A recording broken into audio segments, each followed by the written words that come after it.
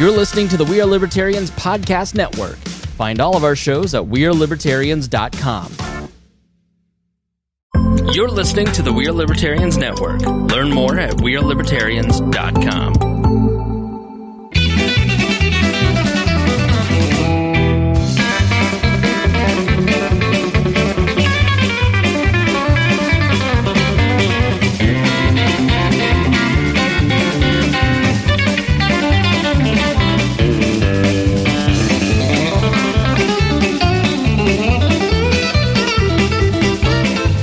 Welcome to the Boss Hog of Liberty podcast. This is episode number 233 of East Central's favorite podcast. I'm Jeremiah Morrell.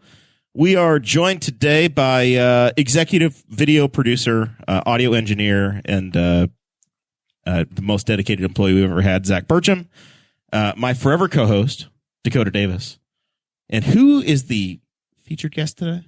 Tonight, Jeremiah, we have joining us, once again, Liberty Defender Sean Rao, who's our favorite public defender in all of the state of Indiana. I'm just going to say it. In all of the state, you're our favorite, Sean. I hope that you're honored. There's so many public defenders that are so well known. I can't believe I made the cut. So, I mean, thanks, guys. Honestly, it's pretty ballsy to have Dakota do this when Mark Rutherford is a patron of the show and he's on the Public Defender Commission and he's just intentionally twisting He's the knife on the commission. I forgot. In the week of Mark's Totally birthday. Well, you know, that is what it is. Sorry, Mark. Well, Mark didn't bring us beer whenever he was on the show. I coached Sean's son in soccer, and I had the hardest time not walking up to Sean and just calling him Liberty Defender Sean all the time.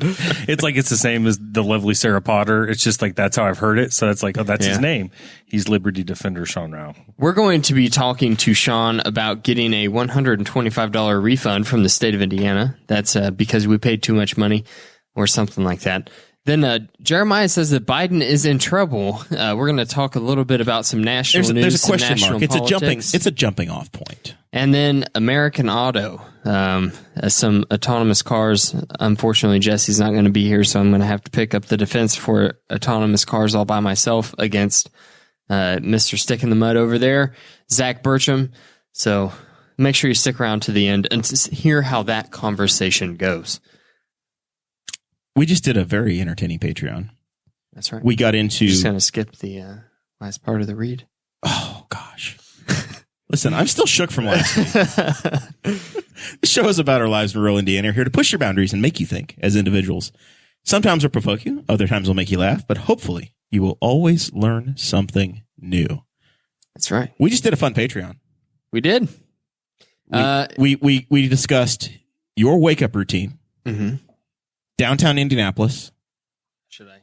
And no, they have to be patrons to get it. I'm just gonna play to get blessed by the horror that you get every morning. I'm just gonna play a little sound, and you guys can extrapolate. Yeah, this is about as well as it went. So, if you want to know what that sound was about, head on to patreon.com/Boss Hog of Liberty. Figure that out. You're supposed to sell it and then give them something to look forward to. That was not a sales pitch. That was horrible. Horrible. You think that was horrible? Anybody else who lifts weights, screaming and screeching, who follows bodybuilding, is going to hear that sound and immediately get goosebumps. If nothing else, Patreon is worth it. Scroll back to the beginning of the time and go find Dakota's attempt at a gender reveal. It's still one of the funniest videos on the internet. That is definitely worth the Patreon membership in and of itself. Also, if you're watching the show and you think that you're on Patreon, maybe you're not. Maybe you need to. I sent out a whole list of emails this week on Patreon of people whose credit cards got declined. So, yeah. Oh my. They're getting coal for Christmas. If you think that you're a Patreon member, maybe you need to log in and check those messages. Maybe you need to check. So, did you contact them? I did. Do some shaking down? I did. I contacted them, let them know if they got that email that it means their payment method was declined. It's not a big deal. We forgive you, you know. This time. We will always re-accept with open arms. But there was a list. There was warm embrace. A long list. My sister was on that list. Oh, boy. Need to call up her right out the beginning. Yeah. Also, speaking of Patreon members, they got some custom branded Boss Hog of Liberty lip balm in the mail. They're going to be getting it. I sent those packages out this week. So, it is a Christmas rush. So maybe, sometime between now and 4th of July, they will be arriving in your mailboxes. Well, no rush to our friends over at the USPS. But, if anyone from the USPS is listening, they can hold those off until after Christmas. I'm sure our patrons won't mind. It's not a gift. There's no rush. It is. What's the worst that's going to happen? They're going to get buried in mail in there? Yeah. Well, that I guess that would be the worst. Or they get lost. Yeah. Let's not talk about it. If you don't get a package in a couple weeks, send me a message. We still have more. I'll get one sent out to you. It's not a big deal. Or if you sign up now, maybe we'll mail one to you. That's right. And, we only sent out like 16 of them, but we got like 25 patrons. And so you're missing some addresses. Yeah, if you don't get one, it means your address wasn't in Patreon. So that's not my fault. I warned you guys ahead of time that I was going to be sending them out in the next week. If you didn't go in and put it on, that's not my fault. Boss Hog or patreon.com/Boss Hog of Liberty or just bosshogof-liberty.com. You can find the Patreon membership. If you sign up at $50 or more a month, then you get out a shout out at the front of every episode. And those folks are Mr. Jonathan Phillips, our favorite car dealer in the continental United States, Miss Christy Avery from all the way in Fort Wayne, and then the hero trucker himself, the man of the memes, Anthony Meyer. I was talking to Christy today. She's getting a new bridge up in beautiful Fort Wayne, just about a half mile from her house. We're going to be supplying some material on that job, so I might have to go make a visit or two this summer. Sometimes you need new bridges. I heard that she was upset about the displacement of the homeless people that construction might bring. There's progress. It's the cost of progress. Jeremiah's got to wet the beak. You got to deal. That means the guy's got to make some money. That means they're going to get a new house if they're getting a new bridge. Yeah. It's going to be updated. Hopefully they don't use some of the rebar that Jeremiah sells as anti-homeless spikes. Good Lord. I didn't see any of those. It looked very nice. It looked like it's a very fancy, expensive bridge. With the decorative rails and the columns and the pilasters and plazas and stuff. Sounds very like fancy. A lot of unneeded money. Waste. Yeah, we could be getting more than $125. We also have Boss Hog of Liberty merchandise, tchip.com/BHO1234 or mug. And those links are going to be in the live stream chat for you to easily click on. Our link tree is there. Producer Zach put that in there. Thank you, Zach. So speaking about this $125 refund, Jeremiah, you linked WIBC. Yeah, our old friend Kickback Kendall over at WIBC. Got to give his show some love. The governor had a big press conference this week, big announcement, and he took credit for the state getting extra money, and they're doing a $125 refund. I don't know, because I honestly haven't dug in deep enough, and I was just getting ready to start asking Zach questions, and then he decided he's going to get up and adjust the camera for some reason. I don't know if this is going to go out to everybody, or like every taxpayer, or if it's like a filing jointly thing. So I don't know if us married gentlemen over here, we're going to be able to give our wives $250 to spend instead of just $125. It should go out to everybody that paid taxes last year. I think that's why they've done this before. They're constitutionally mandated to do it, I believe. Yeah, it happened one other time, but the other time when they realized it, they just gave it out, and this time Holcomb just sat on it quietly. So that's your protest, is that there were, because you did mention it, and you supplied a link that's in the show notes that the patrons got, and basically back in July we knew this was coming. Yeah, and you're saying that they should have just dropped it on us at that time, given us all a check or an automatic deposit. Pretty sure that we talked about this in July, but the thought was in July that they were going to figure something out to spend more money so that we didn't get that refund. Remember, I'm pretty sure we talked about this on the show. So we thought that they were going to go back to the table, put more money in the budget for something, and keep the coffers full. But in 2012, they had $111 refund for everybody that filed, and they didn't know how much they were going to give back. They knew they were going to have to give something back, and it turns out to be this $125. But back in July, they knew it was going to happen, but didn't know how much. And what is the threshold limit for the amount of money in the budget in order to trigger this refund? Like, it's not. Is it in the budget or is it actually like of state holdings? Like how much the state actually holds? I think it was. This has been in the last 10 or 12 years, where I think it's if they have a surplus in revenue versus what they had spent. I believe. I think it's that they can only have they only run a certain surplus for the year. Yeah, I think that you're right, Zach. I think that they can only hold, like, there's a limit on the amount of extra money after the budget is formed that they can have. This started happening after Mitch Daniels was governor, and they had billions of dollars sitting there. And when there was a reasonably sized opposition to the Republicans about 15 years ago, there were enough folks to force them to do something, and now it's not quite that way. So yeah, you got some money coming, but well, I don't know. I guess I'm coming from the world where we were getting $2,000 checks every couple of months last year. So the state of Indiana saying, yeah, you're going to get $125 in 3 months.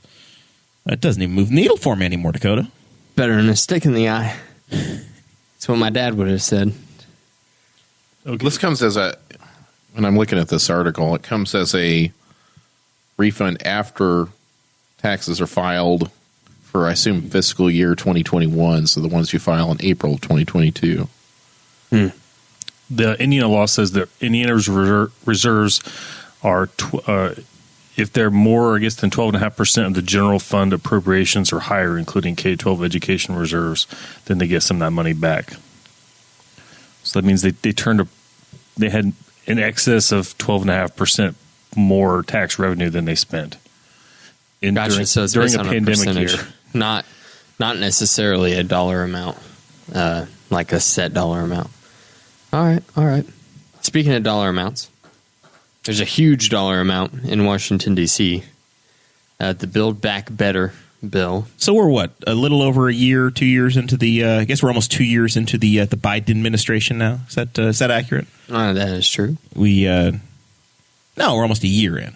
Yeah, right? We're a full year. 1 year. About 1 year into the Biden presidency. I guess we're not a full year. Be a year in January. Wow, man. I still thought Trump was president. I don't know. Yeah, maybe he's flying around in Air Force One above us to January swoop in and January 6th of this year. There was power. the minor insurrection that we've already forgotten about. So we've had this current president for about 8, 9, 10 months, 12 months. I don't know. Nobody knows. And it's starting to. Sean and I were having this discussion this week via text as we were playing the show, saying that it's starting to fall apart a little bit for Uncle Joe. His one victory he's had so far, his big accomplishment was that he did get the infrastructure bill passed, and you're going to start to see some money rolling into states next year. But they were unable to couple together the infrastructure bill and this big social local spending bill. I don't know. They're calling it the Build Back Better plan, and it's a $2 trillion program.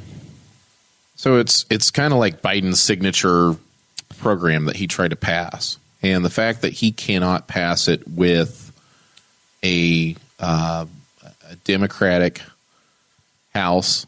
It's come through the House, but it's stuck in the Senate now, right? That's basically the deal. And really should be able to pass through the Senate if Biden had control over this process a little bit more. And I understand the Democrats just blame Kirsten Sinema or Joe Manchin or the parliamentarian or whoever. But at the end of the day, he's just not delivering on what his agenda actually is. I think it's a tremendous failure by this administration politically, and I think that it's going to kill Democrats in the midterms. And I mean, this is just another wasted opportunity for Joe Biden to get his bill passed. And I think it's really unfortunate because I think the child tax credit objectively has helped eliminate child poverty by a considerable amount in this country. I don't see voters getting that excited to go to the polls in the midterms, try to reelect people that are going to carry out this agenda because they've shown that they just politically can't do it. And I don't know if it's because Biden doesn't have enough political capital in his own party, or if Joe Manchin's really a Republican in disguise, or whatever these political games are. But at the end of the day, he's just not delivering. So there are a few prongs to what the Biden administration is trying to get done, and some things that have happened in this COVID era that I think are actually affecting real people. You've got this, I guess it's $300 a month per child that's getting paid out. The advanced child tax credit. So basically, they increased the amount you would get for a child, right? And then made it so that parents are getting a large portion of that in advance of their filing, and then they'll get the rest of it when they file their taxes for the refund. So you've been getting some of it up front. You can if you want to, and you can opt out if you want to. So to get that bigger amount that program when you file taxes started in one of the COVID emergency measures. Yes, and the final payment is happening in December, or did happen in December or January. Right. What happened yesterday? And now people are if they don't follow through on it, you're going to get it again a year later when you file your taxes. You're just not going to get it in your monthly cash flow. You're going to get a portion of your tax exemption when you file your taxes. So say if you don't owe, right, and that you expect a refund every year, you're still going to get a refund from that portion of your taxes. The issue is that they're not going to do these advancements anymore. They're not going to cash flow it up front. Correct. And they're not, and I don't know if the existing child tax credit will go back down to where it was or what have you, because even Trump increased the exemption for children for taxes, which is, you guys have all got kids in the house. Has the program been working? Has it been effective? So for us, I mean, I'm an attorney. I've got 2 full-time jobs. My wife has a full-time job. It's not affecting your neighborhood. It's something that, I personally have opted out of because I want to save some of that money for tax time. I opted out of it, and because we have been a single income household for over 2 years at this point, I thought, and since I'm the only taxpayer in my house, I thought that was good enough. But then all of a sudden, Audrey started getting checks in the mail, but they weren't from the Fed.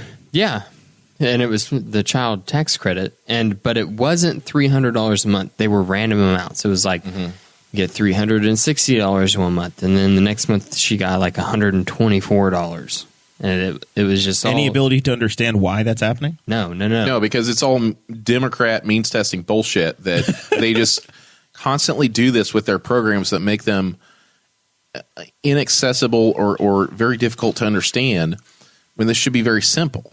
This should be very easy. Try to eliminate child poverty. Try to put money into people's hands during a pandemic. This is trying to give you diaper and food money is the intention. Trump should not be to the left of Joe Biden, but he is. And it's such an incredible failure. And I don't know who is going to go to the poll to vote for any Democrats coming up. I mean, I just don't see it. Yeah. Zach, has this worked for your household? No. And I'll tell you a couple. My wife collected some unemployment last year, and so part of one of Biden's COVID things was also reducing the taxable burden of unemployment payments that were paid out. And so I'm a TurboTax person, not really because I'm fond of it, but because they store my information and make me pay. But whatever. It's just easier. It's extortion at this point. But they sent me an email and said, "Oh yeah, you're involved in this. You should file an amended return." Well, it turns out that they won't do and it's still some bizarre stuff. I got one of the payments.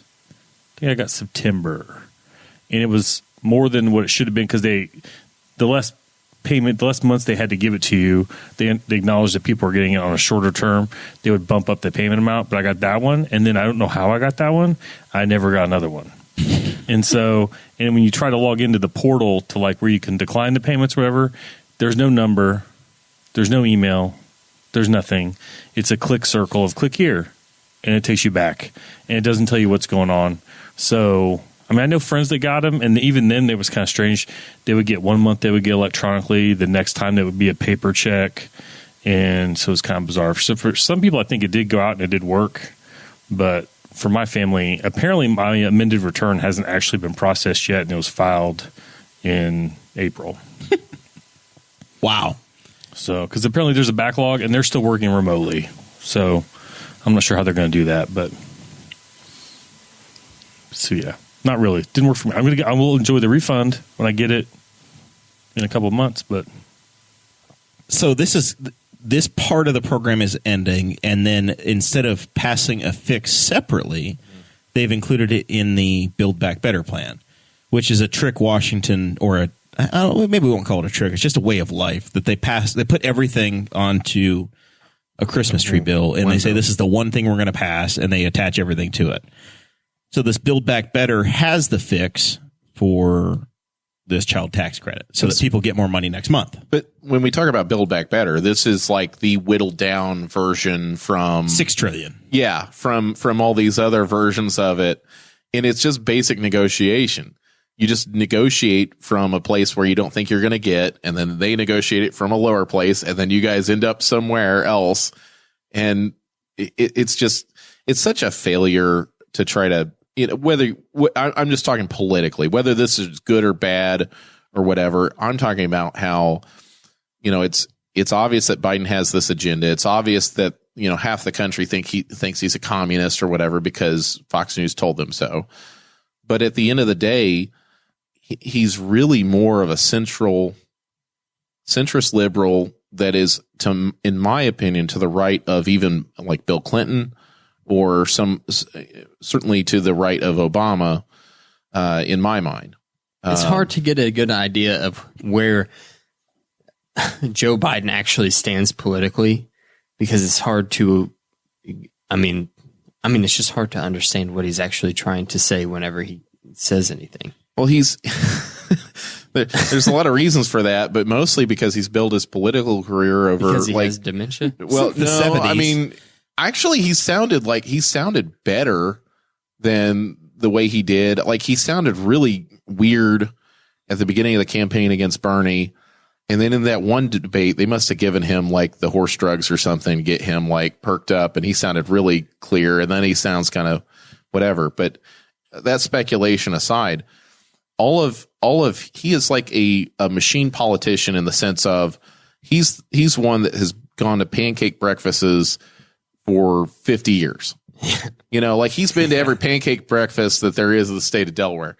He's a guy that works the room. He's a guy that shakes hands, remembers people's names.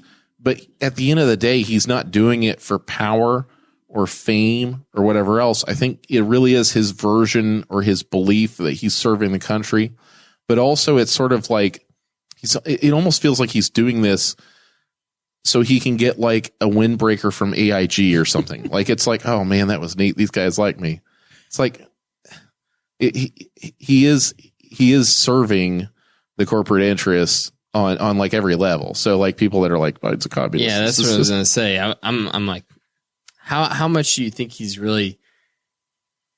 I don't really see how you think his intentions are so pure.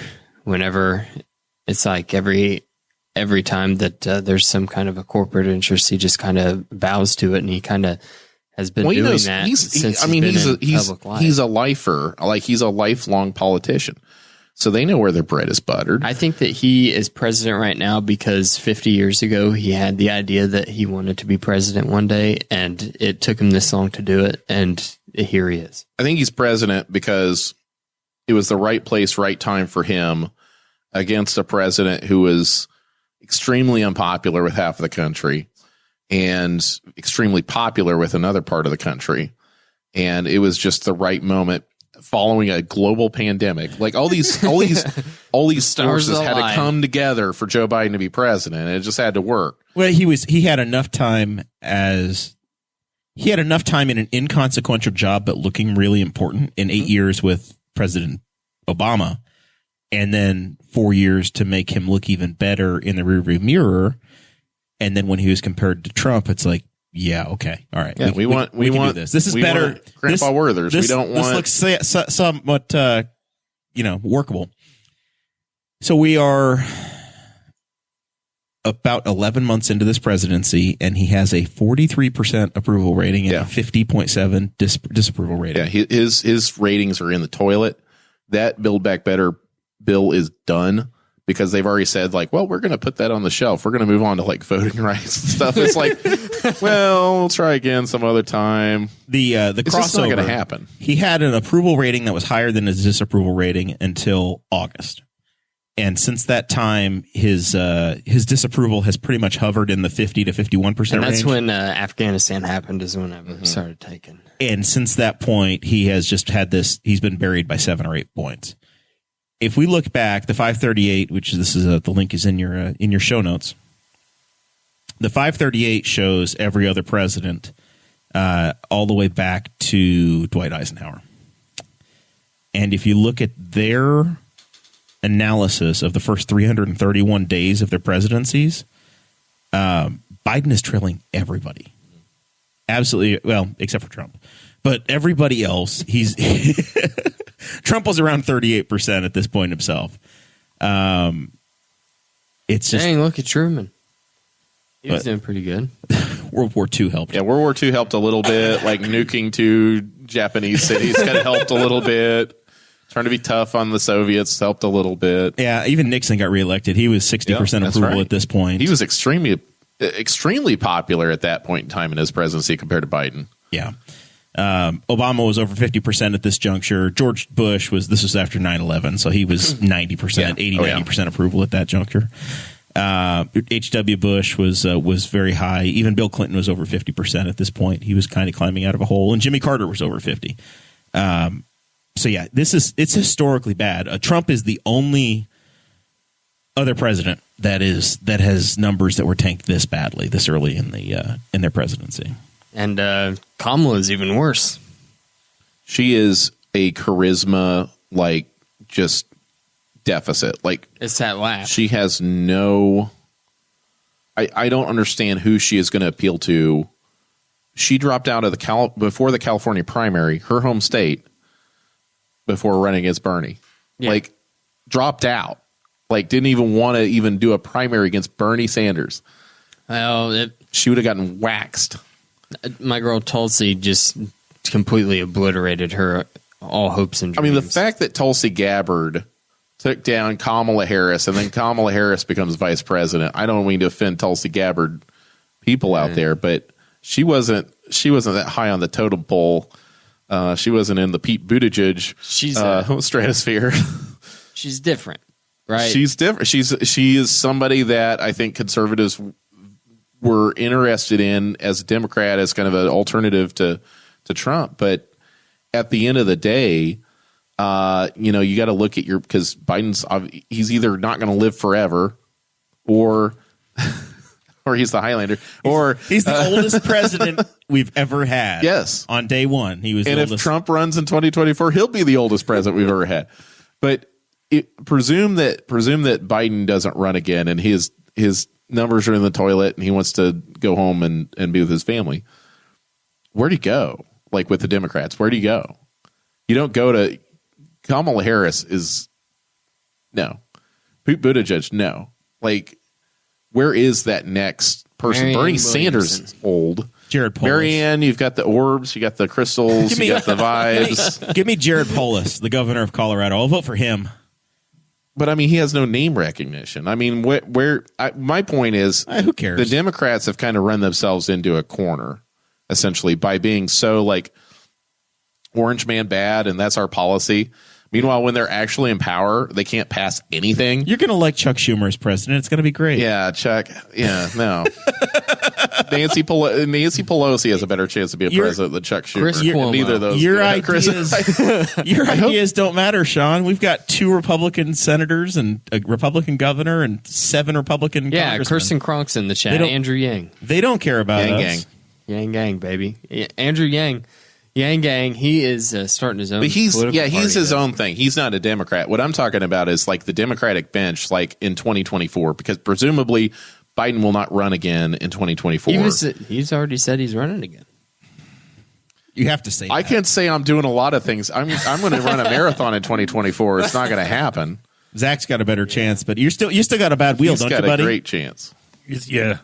Yeah, between the bad wheel and the roads, yeah. I'm a little slow still. It is a nightmare scenario. I don't understand for why them.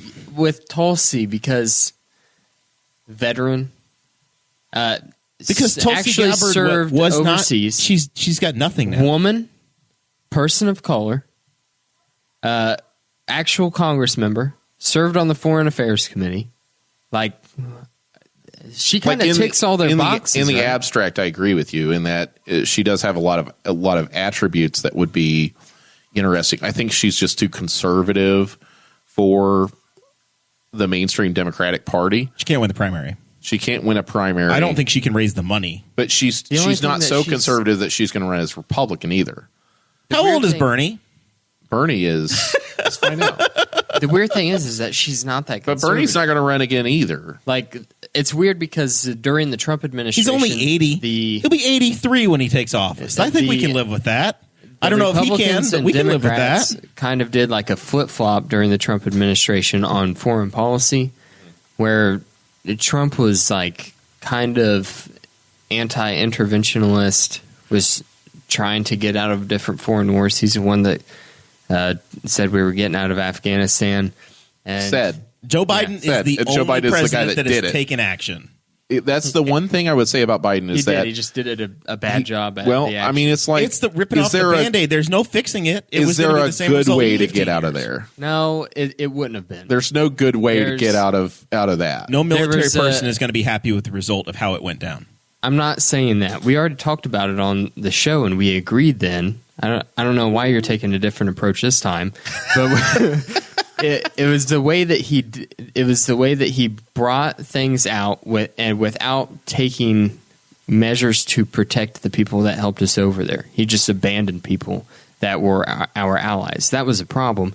Yeah, there was going to be a massive Band-Aid ripping off moment whenever we left, but we didn't have to leave them with Black Hawk helicopters and tanks and fully outfitted bases, and then also leave all the people that helped us when we were there to be beheaded by the Taliban. But realistically, like, isn't that the libertarian position, is to pull out of all these foreign places, pull out of all foreign occupation? Yeah, and libertarians are probably wrong.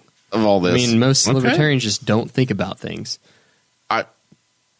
I just think that's something that, Biden went for, and he felt like that was the right decision at the time.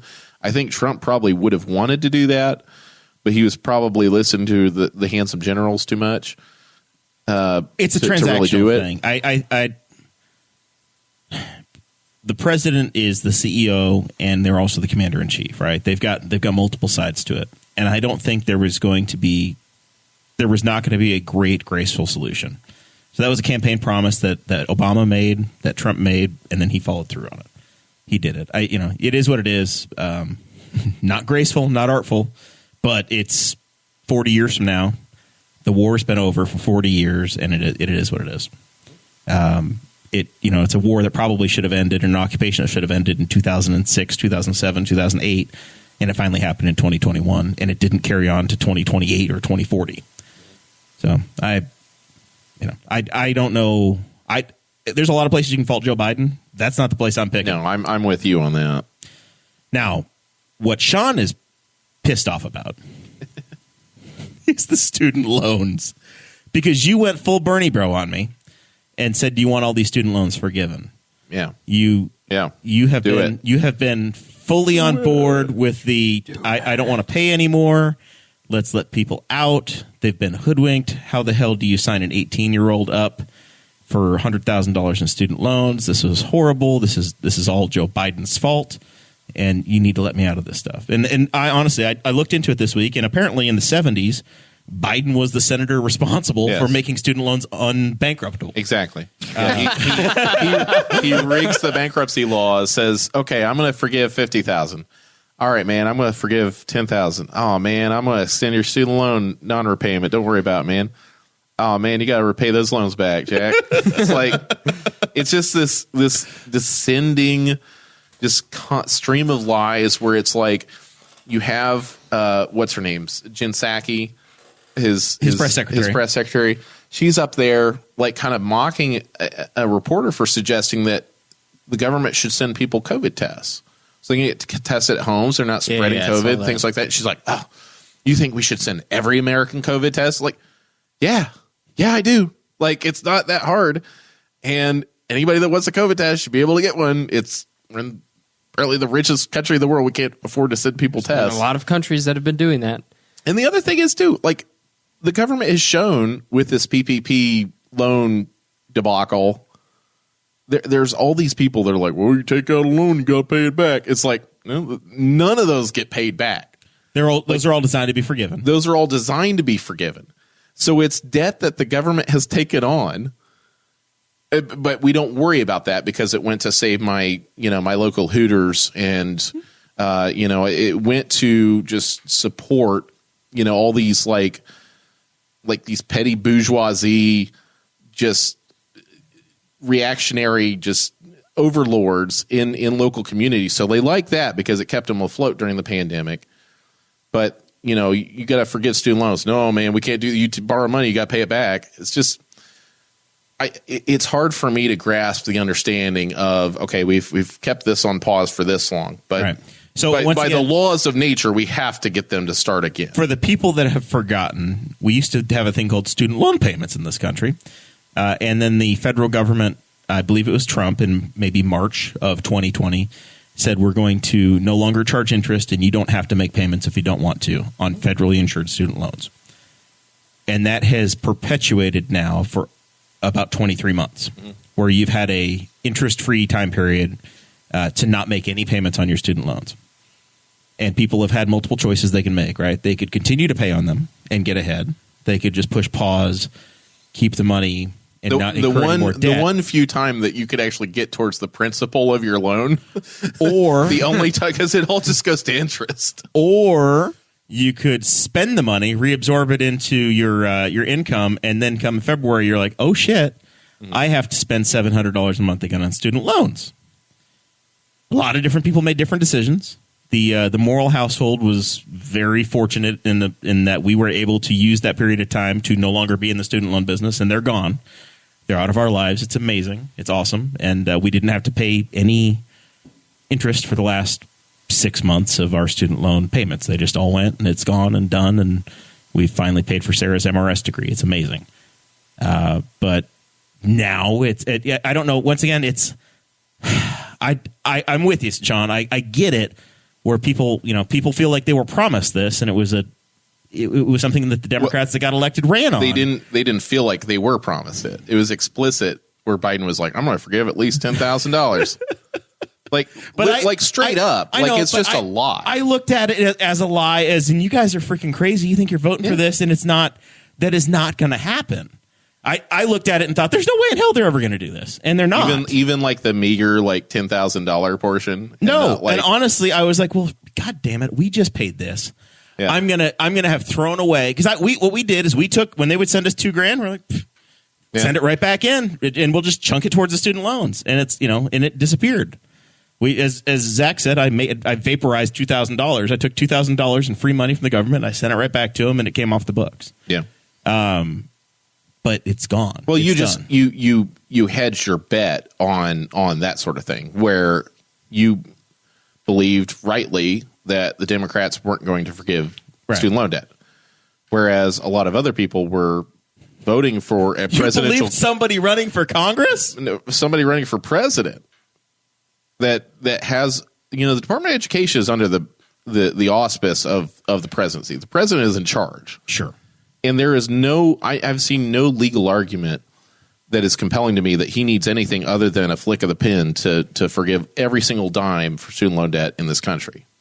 So the fact that he has... Don't they need that money for cash flow, Sean? Like, legitimately, they're loaning it back out. They don't need the money for cash flow. It's a debt that's owed to them, and it just writing it off doesn't impact their bottom line at all. But when you get the money, you're making student loan payments every month. Right, that money's going somewhere. Some people are. You watch out. I'm serious. You're going to see a series of defaults, and you're going to see people just absolutely they're not going to have a real future, because they've been banking on this idea that their student loan debt's going to be forgiven, or the pause will be extended, or whatever. 3 years ago, people were making student loan payments. Yeah, that money was Some. that Again, money. you have a default rate. Right. And of a you had certain people that amount. would take a hardship deferral, whatever, continue to add increase. But that money is getting let back out. That's what's going to the next generation, just like Social Security. That money's going to the I next think it's generation. exactly the opposite of Social Security. That money's going back out to the next generation of borrowers. I think that's totally different. I think Social Security is supposed to be like this lockbox for.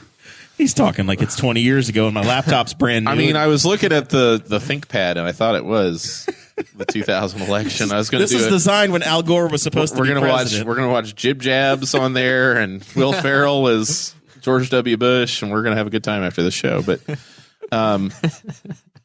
Social Security is something that people pay into from their taxes throughout their whole lives, so it's there. So it's supposed to be like essentially It's supposed to be like getting the money that you put in. Yes, back. exactly. Yeah. Sure. Whereas student loans, you're not paying for other people to go to college. They just like lend the money. And I think the one thing we all agree on is that the United States government should not be in the business of student loans, period. The United States government should not be Zach's a bleeding heart lender. liberal. He probably thinks they should be. I just don't. I don't really care. I mean, like, I don't. They really shouldn't care. be lending people money that are 18 that can't buy beer. Yeah. Money Or cigarettes now. Or cigarettes. At least let you default on them. Or at least let you declare bankruptcy. I could go out and You can default, but you can't declare bankruptcy. I can tell all kinds of people that I have this great business idea, and they can give me millions of dollars to fund this business idea if I sell it good enough. And then I say, it didn't work out, guys. I'm bankrupt. Well, that's the whole And then thing. I default on it, and I don't have to pay any of that back. You've got a generation of people who all they were told throughout school was go get an education. It'll help you further your employment. It'll help you further your career. That's just simply like not true. Like I'm one of the few people that do benefit from like going to law school. If I had a friend or a family member that was like, should I go to law school? Like, unless it's paid for or unless you have a job absolutely locked in when you're done, absolutely not.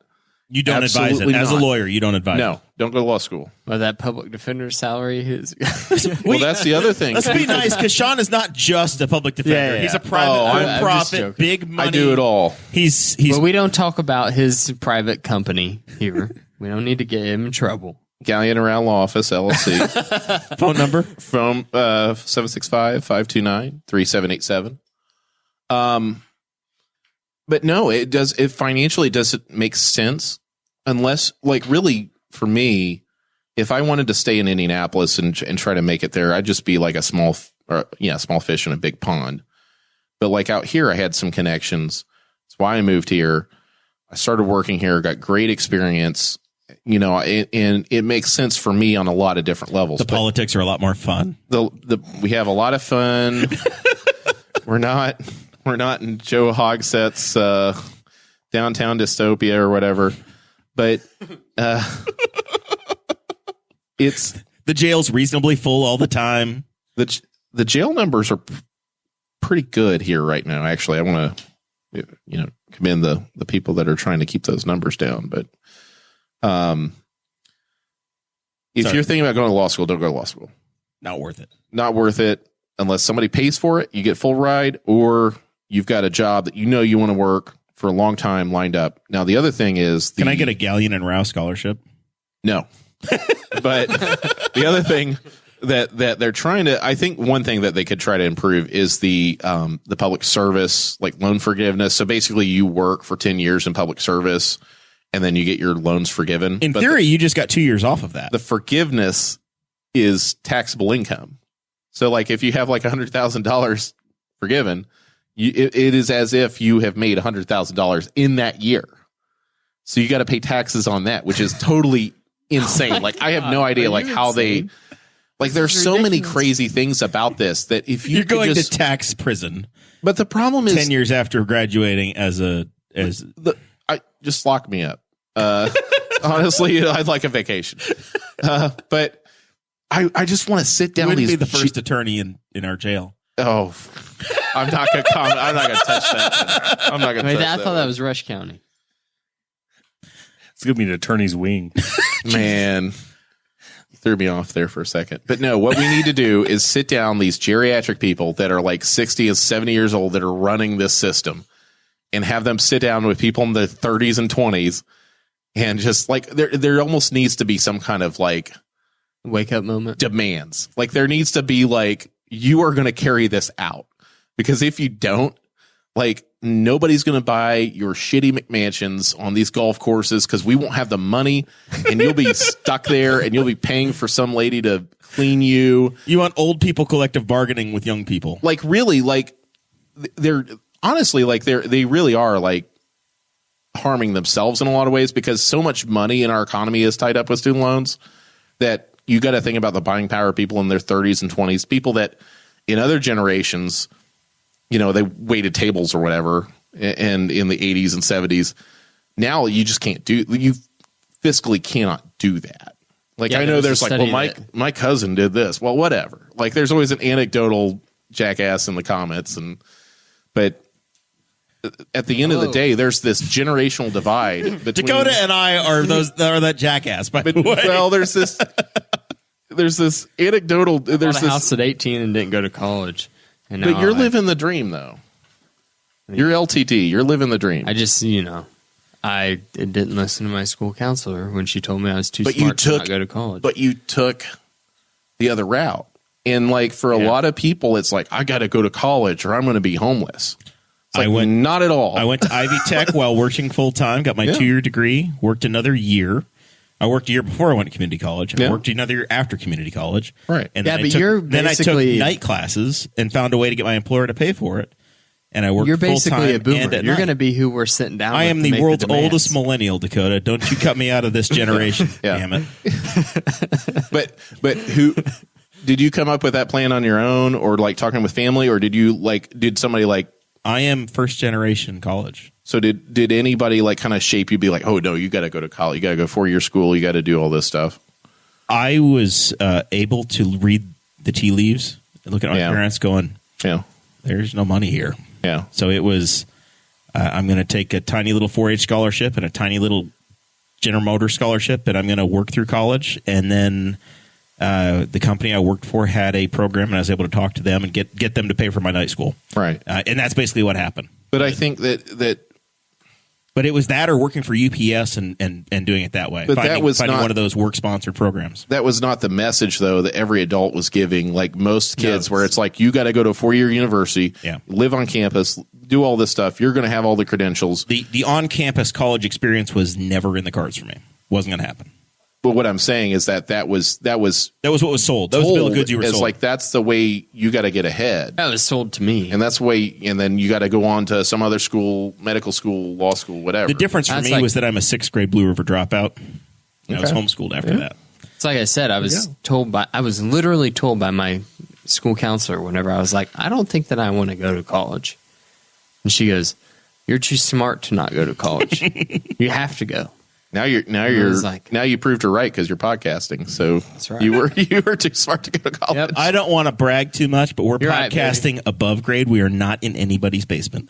We are street level. I didn't have to walk down any stairs. I could walk right off the parking lot. Nobody's mom lives above us. Yeah. That's in the studio. There might be someone's mom above us. It's not one of our moms. Mom's basement. We don't know if the lady above us has kids or not. I'm still waiting for the night that somebody's trying to make somebody a mom about the same time as we're recording the show. That has not happened yet, but I am.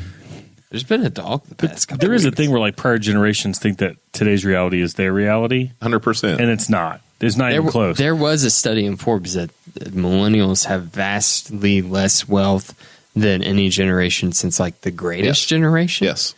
At this age? Yes. And then like the greatest generation, that was the freaking Great Depression people. Yeah. That's serious business. All this, I mean, it's all pointing towards this issue, and that's the albatross that's on this, this generation. So I just think that was such a slam dunk for Biden to be able to say, all right, Jack, here you go. Here's $10,000. Have fun. Like, what does it matter to him? Like, he's going to go get an ice cream and have a fun time. Like, it doesn't matter that he's forgiven $10,000 in student loans. It's just another day for him. Honestly, that number has become so. You are right that number's become small and insignificant. Yeah. 4 years ago, $10,000 is asinine. Sure. In 2020, most households received $2,400 3 times over. Right. Plus, if you had little rascals running around, you guys just printed money and bought Bentleys. Like it was unbelievable. Oh, good. I'm still driving that 11-year-old car out there, but it felt real good. I mean, I was in a group chat with somebody who, by some odd circumstance, has received none of the stimulus payments. Oh, that is weird. And that they said that when they file their taxes this year, that with all the stimuluses, they'll be owed something along the lines of like $23,000 in stimulus payments. It's amazing. At one time. Okay. This was also tax refunds dating back like 4 years. But figure it out. But like still, but if there's somebody that didn't get any of them, and there are people that didn't get like something weird happened or they didn't file. Like think of all the money that those people will be getting that's just been piling up. I feel like I should know the story, but I don't pay attention to all my group chats. Yeah. Well, that's the difference, right, between our first story and the second story. Department of Revenue in Indiana, they are on it. Yes. You do not screw around with those people. The IRS, they acted like I didn't make a certain payment, a large payment, and I absolutely did make that payment, and I sent them canceled checks. I sent them letters from my bank. I sent them everything, and they said, it'll take 90 days to review this, and we'll get back to you. That was 60 days after I sent it to them. So it's like, I've already paid. I pay you people money, and it doesn't even matter. So just give it back to me. How about that? It's like a minnow trap. It all flows one way, Sean. Everything bothered to keep track of it, then you shouldn't be bothered to bug you about it. Everything about modern life is just designed to drive you insane. Like it is the commercials, these kind of inane things. It's just like everything is an inconvenience. Everything is just an obstacle. And just the system is getting more and more like this. I can't imagine being somebody that's in poverty. And we wonder why Nietzsche was a prophet. I have money, and this system like drives me insane. I'm gonna print this T-shirt. Sean Rao, I have money. I have money, and the system still drives me insane. Yeah, you were talking about ads. You ever like someone showing you a YouTube video and like they don't have YouTube Premium? So they have commercials. Me? They have commercials before it. And you're like, I don't have YouTube. Like, I don't have YouTube. Bro, I don't have that kind of money. What are these commercials before your video, whack. son? They're whack, dude. Terrible. I have a problem paying the extra $3 a month for some things. I can't do it. I can't shell out for YouTube. I would Premium. pay $3 a month for Facebook Premium with no ads. Oh my god! And Instagram. What would they stalk you for? I hate ads. I cannot stand advertisements. The constant bombardment. I will tell you before we move on that Sarah would pay a premium for YouTube because I like to watch a lot of YouTube videos. I'm tired of commercial television, and I like to watch. But if you don't have YouTube Premium, then you get commercials. Yeah, but I just have to press a button and it skips it. It's fine. Oh my god! I would pay a premium I would pay a premium for audio leveling. The sound mixing difference between one video and the next on YouTube is horrific. And wasn't that a technology that was built into TVs? It's built into vehicles, Like 20 years ago, they're like, hey, this new TV auto levels the volume. And somehow, like YouTube, with all the algorithms they have in control, they can't figure that out. All right, speaking of television... And auto. There is a new show on the Peacock and on YouTube TV, and I think it's going to be an NBC program called American Auto. I heard about it yesterday, and I'm a single man this week waiting on the lovely Sarah Potter Morrell to fly home from Texas. So I had time to watch this on TV, and I swear to God, it's like they've been listening to this podcast. The Jesse Riddle and Zach Burcham fight of 2021. There is Who could forget? I think Ken Burns is going to do a documentary on that pretty soon. We've been in talks with Ken Burns and Michael Moore came in. But his no, you want the Ken. We need the Ken Burns, but we just have to find the right string orchestra. Yeah, you need to have black and white photos of both fellows. You need to have Jesse, the side pan of Jesse. Yeah, Michael Moore. He requested way too much McDonald's than what we could ever afford. Fahrenheit Knightstown. He's just so greasy. So,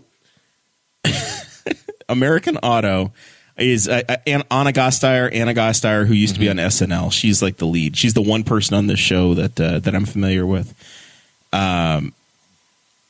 Only 2 episodes out, and I think they basically dropped 2 episodes, and the rest of it's going to start in January. I'm 8 minutes in, and I'm hooked. I'm laughing hilariously because the premise is it's like a Ford or a General Motors. They get a new CEO who knows absolutely nothing about the auto industry.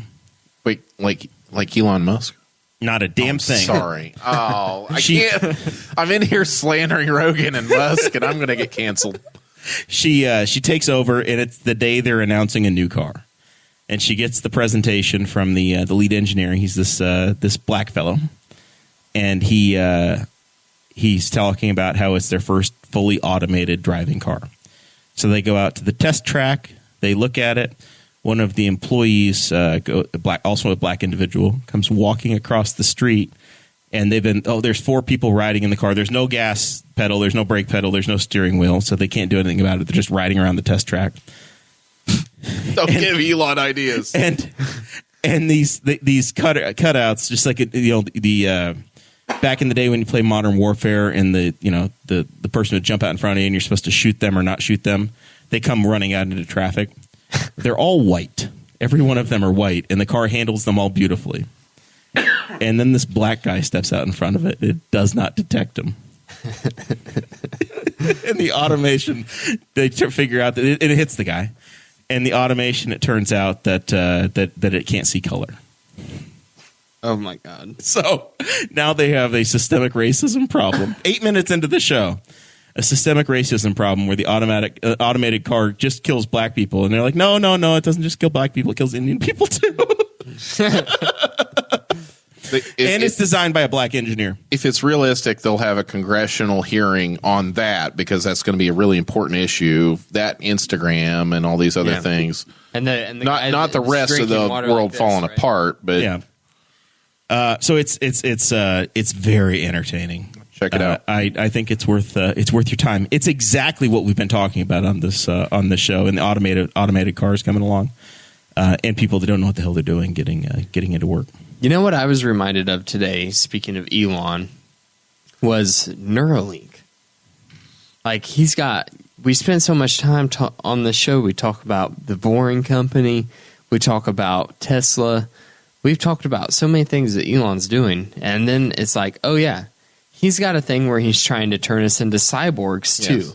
It's the Man of the Year. He was named Man of the Year this week. He is a wild person. And he got into it with it was Bezos, I guess. They got into it with Elizabeth Warren. Oh no, that Amazon, was or was it Elon? Elon? That was Musk. Yeah. Elon, and then Amazon as well. I think Amazon's official account was tweeting her and giving her shade as well. And she was tweeting back saying she wanted to break them up. She said, did you see this? I did not see this part. No. So Sean, Elizabeth Warren texted out or tweeted out the link that Elon was going to be Times Man of the Year. Mm-hmm. And she was like, let's make it to where he has to pay his fair share in taxes.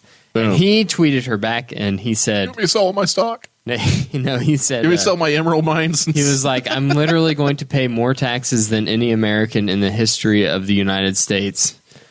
And then he said, "Don't spend it all in one place." And then he tweeted again and said, "Oh wait, you already did." Do it, bro. Show me the tax returns. Yeah, he wasn't just tweeting as himself. They were tweeting as Amazon back to her, saying they're paying so much in corporate taxes. This was Elon. Not to this, it's like to them, it's like what they don't miss any of it. Like they just don't. Like there's so much money wrapped up in all these people. It's like it doesn't have it. You could tax them whatever percentage. It doesn't matter. It's weird, and guys like you and I don't really understand it because it's like it's not. He's the richest man in the world by his worth, but it's not like he's just got billions of dollars sitting in the bank. He's not a. My childlike mind does not think he has a Scrooge McDuck like money bin. It's just weird that he dives into. It's all like that's the other part about like NFTs and like electronic currency and stuff. How does that stuff have value? Like how does it like the first Wikipedia edit NFT sold for like $750,000? It's just like an NFT of the first Wikipedia edit ever. Beeple. Do you know the artist Beeple? I don't know Beeple. Beeple he's an online artist. He's been making he's been making one piece of digital art every day for the past 14 years. It started out on a website. And so this is pre-NFT, way pre all this all that stuff. stuff. So obviously, whenever NFTs became a thing, like his followers were like, Yeah, dude, cash in. And this 2021, he has made over $100 million off of selling NFTs. Good for him. I just feel like it's just like money laundering out in the open. It's I have no way of like wrapping my head around it. It feels like selling art in a fake art auction where there's no real money, but we say it has money. Well, and I've heard that people think that art is just money laundering. A lot of it is, because a lot of it can be. It's ways to move large amounts of money around without it being. I just looked it up just to see, according to Forbes. So apparently, Elon and Bezos sold a bunch of stock this year. Yeah, and so he sold about $13 billion worth of stock, and so his tax bill for the year might be $8.3 billion. And then Bezos might have a tax bill of about 2.4. So those two together might owe the government about $10 billion. Almost enough to pay Sean's student loans. Yeah, take it all. Not even all power to the Soviets, and not enough to scratch the surface of the Build Back Better bill. That doesn't even do what Sean wants it to do. No, I have no hope. I don't want to come across like I was like hopeful about Biden or something, because I had no hope for him to do really anything. It's like, wow, our expectations for here, and wow, you really didn't hit really just the Afghanistan thing. He's done two things. He got the road bill done, which I think is important. The infrastructure bill is important. So we're not going to have bridges collapse in Cincinnati that everybody drives over, and we got the war ended. Legislatively, I have such low expectations that I'm fine. Sure. Where it came apart is where they demanded to separate the infrastructure from Build Back Better. Mm-hmm. So like, we're going to get the stuff everybody agrees on, but the stuff that makes Kyrsten Sinema feel bad, we're gonna separate that. That's the way it should work. We shouldn't have one giant bill we pass every Congress. We should work on a piece at a time on what we can agree on and move on. But doesn't that show though the failure of leadership?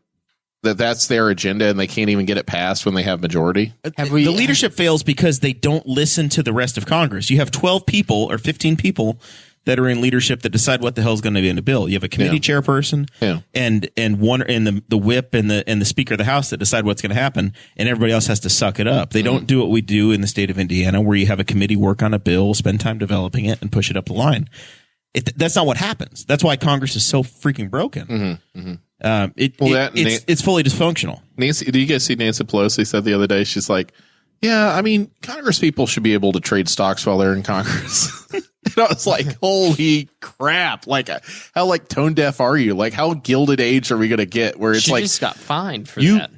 All you people get all this inside information, and you can trade on it legally. It's the most insane thing. There are people that just simply follow what she buys and sells and make tons of money. Why wouldn't you? Yeah."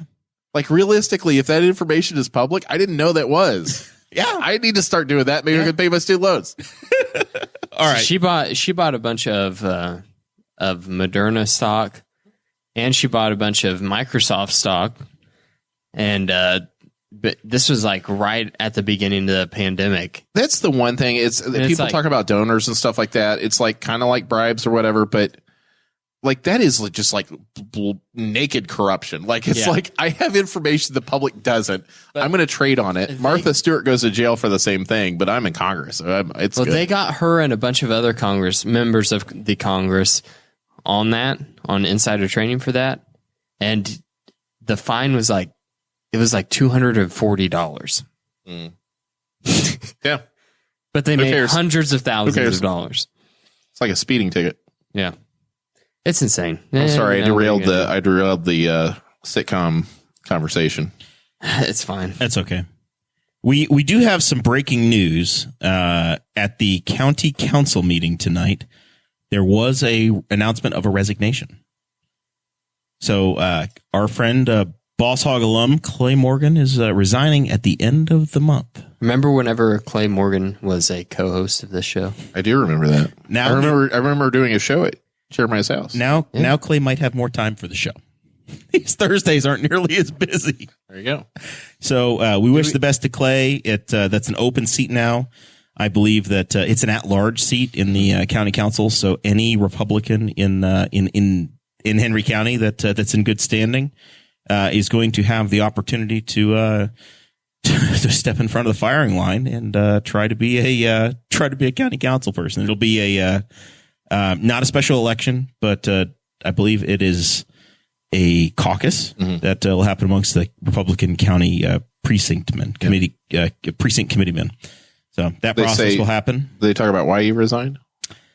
I've not heard yet. Okay. Just that it happened at the end of tonight's meeting. It's kind of surprising, but he's always served well and really believed in this community and did everything he could. So I think he was borderline going for re-election last time. Yeah, I know he had declared that he wasn't going to seek it, and then he did. I'll find out more the next time I get a haircut. I know he's off on leave right now because he got his eyes fixed. So next time I should get a good haircut. He said the last time it was all on muscle memory, so I don't know. I don't know what to expect, but we'll have more comment. Maybe we'll have Clay on before too long, and after the first year, and get the scoop. Why is everybody saying yikes in the Citizen Morgan? Who knows? Am I yikesing? We've got Am I cringe? Zach's mother and Dakota's mother are both saying yikes. I think it might have been in response to the racist automated car. The first one might have been that, and the second one might have been the $8 billion tax bills. But I'm not sure. I didn't see the timeline of when. I'm just trying to avoid being canceled, being cringed, being yikesed, being we got me too'd. I just need to avoid all of it.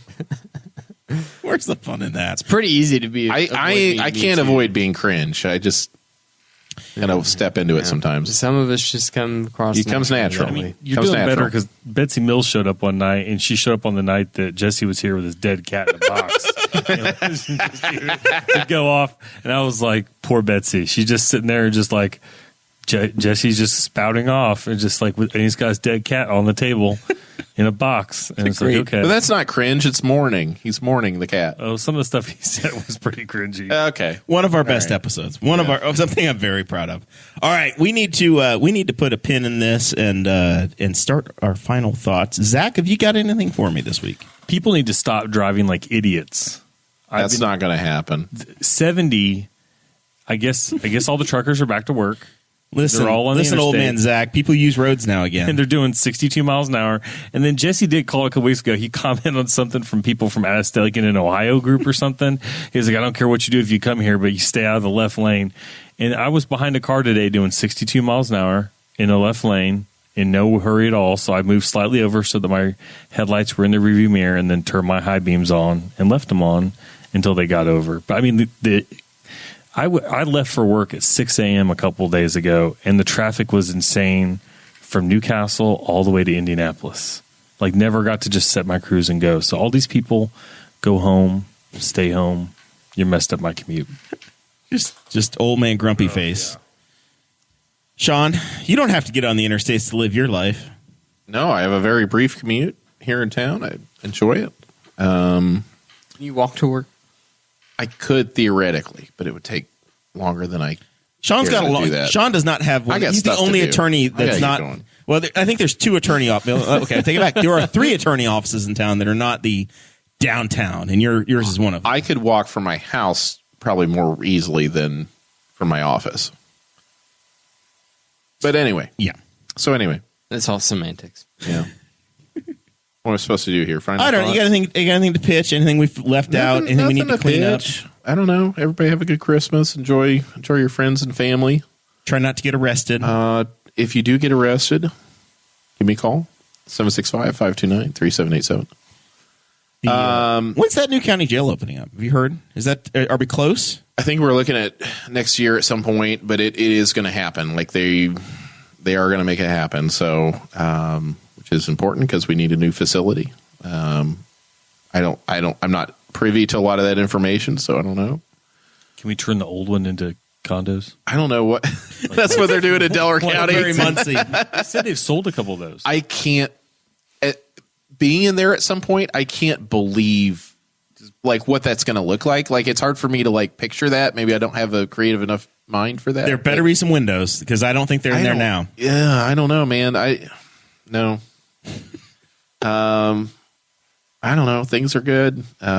Staying busy. Any planning commission news for us? We haven't really talked about that. Normally, you kind of give us some updates on that. I think are they back at full head count again on the commission, or is that still? You've covered it extensively, which we appreciate. Local late breaking news here. We do have our we do have a couple vacancies that we're trying to resolve. So, but that should happen shortly. But we have a quorum. We can carry on. Are they looking for members if people want to get involved, or is that time already passed? One position is for township trustees.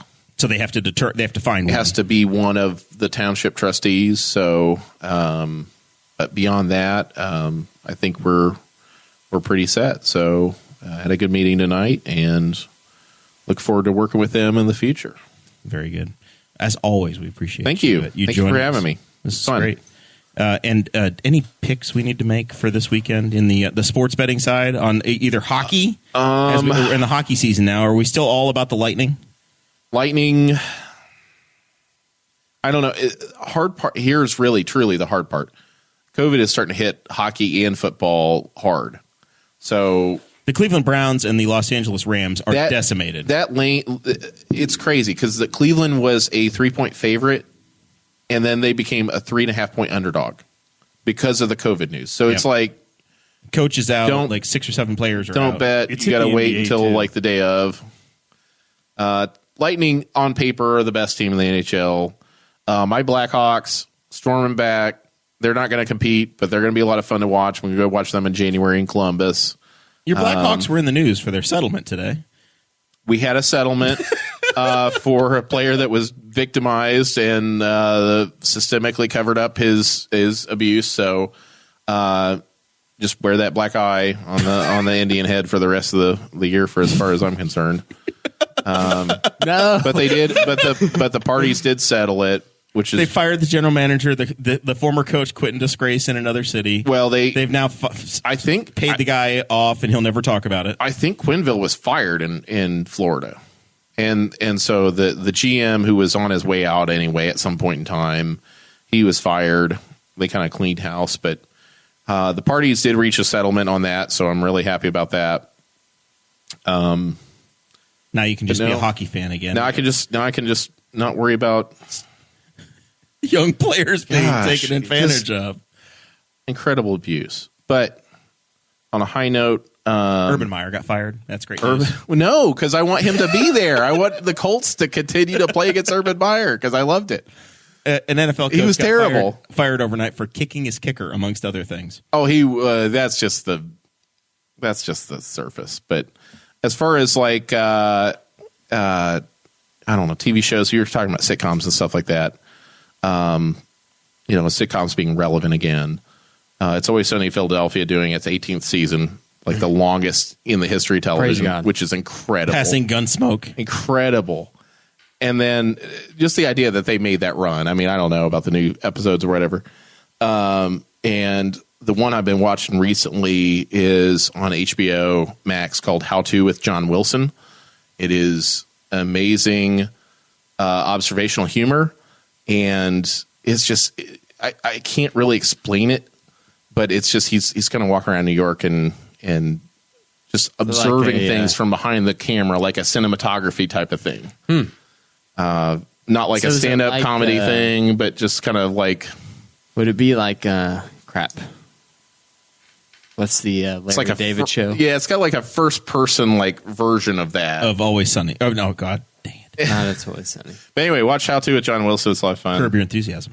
He doesn't need my help, but I was just trying to think of funny something to end on a happy note rather than talking about Biden and the Blackhawks players being abused, dementia. Yeah. So that's what I've been watching. So have a good Christmas, everybody. Stay safe. It's been too long, Sean. Peace out. Anytime, guys. You got my number. We do. Are you back on the Facebook or not really? No, not at all. Never again. Forget it. Dakota, you got anything for me? I'm going to be in the metaverse, though. Oh, yeah. We gotta get in on that. I'm thinking it's going to be like augmented reality. I think that we'll have something akin to like what Google tried to do with Google Glass, but we'll all kind of be living our own realities. That we'll all be in meetings like this or doing podcasts. And that's all you can really do. You can't do anything that exciting. Won't be anything but eventually it'll be exciting. You'll be walking down the street, and like say that you really like cats, Sean. So you'll just have a bunch of cats following you, you know? How about schnauzers? Schnauzers will be following schnauzers. you. You'll be like, this It's not is even great. a real dog, Sean. You're like, this is great. I have a bunch of schnauzers following me. That's right. And meanwhile, you've got some weird high school kid that's like really into the zombie apocalypse, and he's just flailing his arms around fighting zombies off. We'll all be living in our own reality. We'll be wearing the goggles, like running into things. Is that how it's going to work? No, it's augmented. So Okay. it's like you will be seeing it. So you will have like, it's hard to explain. You will have graphics popping up in your real life, but you will still be like, I will be looking at the table, and there will be a schnauzer on the table. It's like a that Google only Glass I can thing, see. right? Yeah, it would be like a Google Glass. Or like you look up to the sky, and that motion will trigger you to be able to see the weather report. This sounds like a nightmare to me. It does sound like a nightmare, but I think that it's going to become so immersive that it's going to be like your phone. I would be left alone. I think it'll happen in like 15 years, is what I think. I'll write it down. I'll see about DraftKings. Please make a note of it. My last thought here is a story I wanted to know if Zach has noticed. I'm surprised he didn't bring it up. Did you see that 2 Hellcats were stolen in Greenfield? What?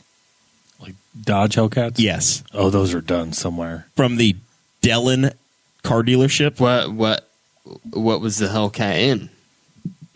In the dealership. They were No, I stolen. mean, like, what kind of vehicle was the Hellcat? There's many options. They were both Dodge Chargers, a 17 and an 18 Charger. One's been found, the other one has not.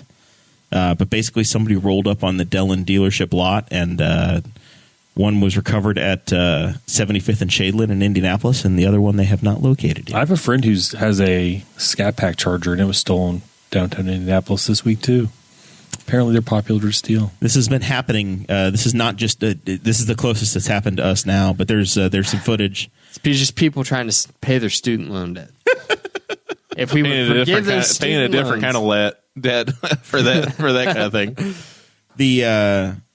I'll tell you what. I've been amused all week at the Urban Meyer story. It has been the circling of the toilet. It's incredible. This guy was the head coach of Ohio State. He's been the head coach of like 4 different colleges, won multiple national championships. Yeah.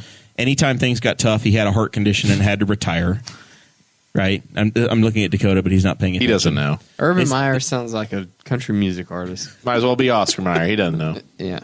So he, I think his 3rd game, he used to coach the Florida Gators.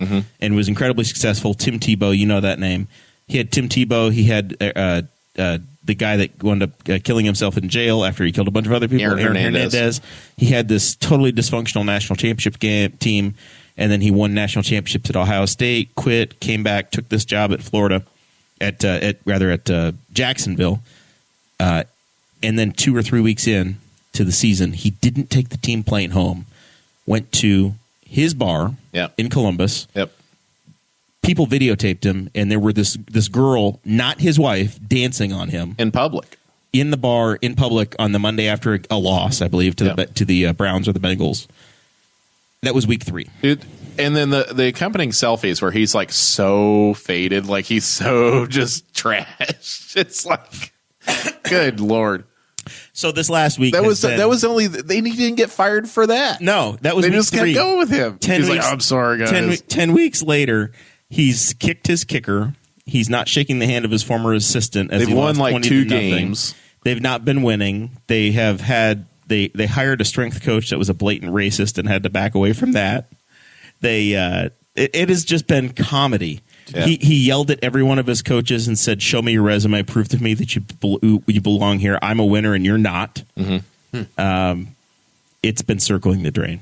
So he got fired after 13 games, the quickest firing of a head coach in out of college in like 15 years. It is funny, like when these like psychopaths or megalomaniacs, they start to feel the walls close in on them. Like they start to get really paranoid. Like Stalin was that way too, where he was thinking his doctors were trying to poison him, and like that's like the Urban Meyer experience. I could just say, I am just as someone that wants Notre Dame to do well, but I'm not a Notre Dame fan.